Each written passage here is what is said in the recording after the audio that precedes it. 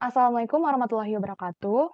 Perkenalkan, kami dari kelompok 6, kelas Kalkulus 06, akan mempresentasikan materi tentang fungsi dan juga grafiknya. Sebelum itu, saya akan memperkenalkan anggota kelompok 6 terlebih dahulu. Yang pertama, ada Syananda Lawita Puspa dengan NPM 21067011841. Yang kedua, ada saya sendiri, Fadilah Ning Rahmadani, dengan NPM 21066311854. Yang ketiga, ada Amsalin Lady Grace dengan NPM 21067322065. Dan yang terakhir, ada Jennifer Wijaya dengan NPM 21067022541.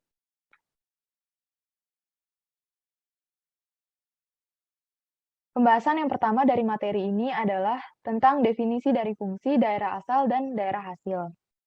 Jadi, sebuah fungsi f adalah suatu aturan korespondensi atau padanan yang menghubungkan tiap objek X dalam satu himpunan yang disebut daerah asal atau domain dengan sebuah nilai tunggal fx dari suatu himpunan kedua yang disebut sebagai daerah hasil atau range fungsi. Selanjutnya adalah contoh dari relasi yang merupakan fungsi dan yang bukan fungsi. Jadi syarat dari fungsi itu sendiri adalah apabila setiap elemen dari daerah asal berpadanan dengan tepat satu elemen dari daerah hasil. Pada contoh yang sebelah kiri, setiap elemen dari A ini berpadanan dengan tepat satu elemen dari himpunan B. Sementara itu, untuk contoh yang di sebelah kanan, terdapat satu elemen A yang berpadanan dengan lebih dari satu elemen himpunan B. Oleh karena itu, dapat dikatakan bahwa contoh yang sebelah kanan ini bukan merupakan fungsi. Selanjutnya ada natural domain. Jadi, apabila sebuah fungsi daerah asalnya tidak disebutkan, maka kita dapat menganggap bahwa daerah asalnya adalah himpunan terbesar dari bilangan real sedemikian rupa sehingga aturan fungsi ada maknanya dan memberikan bilangan real. Hal ini disebut sebagai daerah asal alami atau natural domain. Jadi kalau misalnya ada suatu fungsi tapi tidak disebutkan daerah asalnya, maka kita dapat menganggap bahwa daerah asalnya itu adalah natural domain. Nah, hal-hal yang harus diperhatikan untuk dikecualikan sebagai natural domain itu ada dua. Yang pertama, nilai-nilai yang menyebabkan pembagian oleh nol. Jadi kalau misalnya ada pecahan, pembaginya itu tidak boleh sama dengan nol.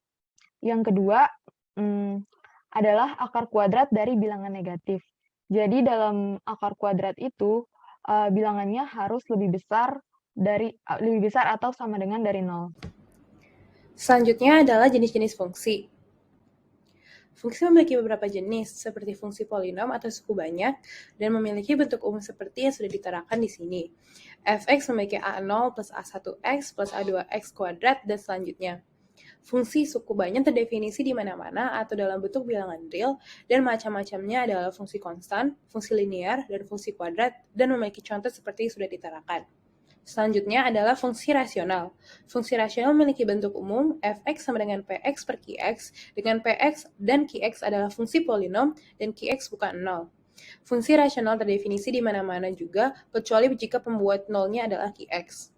Selanjutnya adalah fungsi genap dan fungsi ganjil.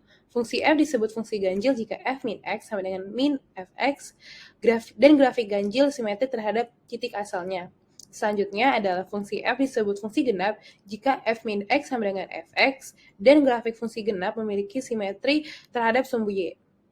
Selanjutnya adalah fungsi bilangan bulat terbesar, atau yang disebut dengan bilangan floor. Memiliki bentuk umum seperti yang sudah diterangkan, dan merupakan bilangan bulat terbesar yang lebih kecil atau sama dengan x. Memiliki notasi lain seperti yang diterangkan.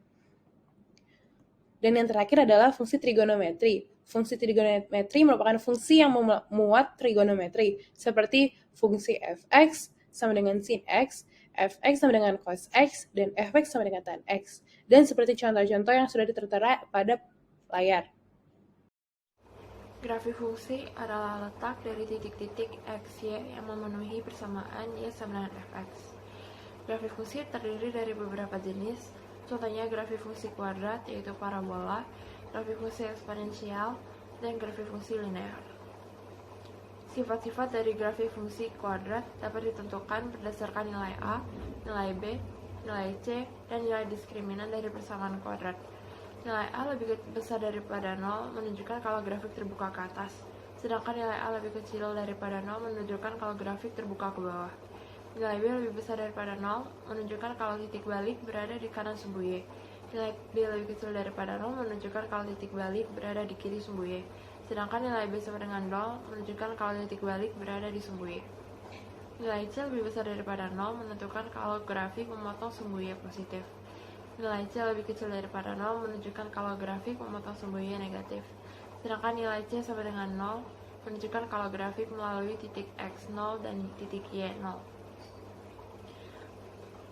Nilai diskriminan lebih besar daripada 0 menunjukkan kalau grafik memotong sumbu X di dua titik berlainan.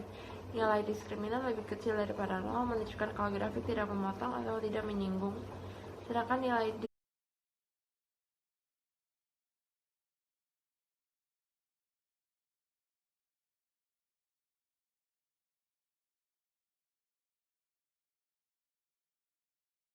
Berikutnya adalah mengenai contoh soal dari fungsi. Contoh soal yang pertama adalah mengenai domain dan range fungsi. Tentukan domain dari fungsi f(x) sama dengan akar 5x plus 10. Seperti yang kita tahu bahwa syarat persamaan dalam akar adalah harus lebih dari sama dengan 0, maka 5x plus 10 lebih dari sama dengan 0. 10 bisa kita pindah ruaskan ke kanan menjadi 5x lebih dari sama dengan min 10, dan 5-nya kita bisa pindah ruas juga menjadi x lebih dari sama dengan min 2. Jadi domain dari fungsi f(x) sama dengan akar 5x plus 10 adalah X lebih dari sama dengan min 2, dan X adalah bilangan real. Contoh soal yang kedua adalah mengenai komposisi fungsi. Jika diketahui G fx sama dengan fgx, dengan fx sama dengan 2x plus p, dan gx sama dengan 3x plus 120, maka berapakah nilai p? Maka kita bisa ganti nilai x yang ada di gx ini menjadi nilai fx, dan kita ganti nilai x yang ada di fx ini menjadi nilai gx. Maka menjadi 3 kali 2x plus p tambah 120 sama dengan 2 kali 3x plus 120 tambah p. Setelah pengalian ke dalam, kita temukan 6x plus 3p tambah 120 sama dengan 6x tambah 240 tambah p. Karena 6x di kanan dan di kiri sama, kita bisa coret. Kemudian p dari kanan kita bisa pindahkan ke kiri menjadi 2p. Kemudian 120 kita pindahkan ke kanan menjadi 220 kurang 120, sehingga ditemukan 2p sama dengan 120, sehingga nilai p-nya adalah 60. Yang ketiga adalah contoh gambarkan grafik fungsi dari fx sama dengan x kuadrat plus 2x min 3. Langkah yang pertama adalah kita menentukan titik potong di sumbu x, artinya y sama dengan 0, sehingga kita masukkan x kuadrat plus 2x min 3 sama dengan 0, kita faktorkan x min 1 kali x plus 3 sama dengan 0, kita temukan x sama dengan 1 dan x sama dengan min 3, sehingga titik potongnya adalah 1,0 dan min 3,0.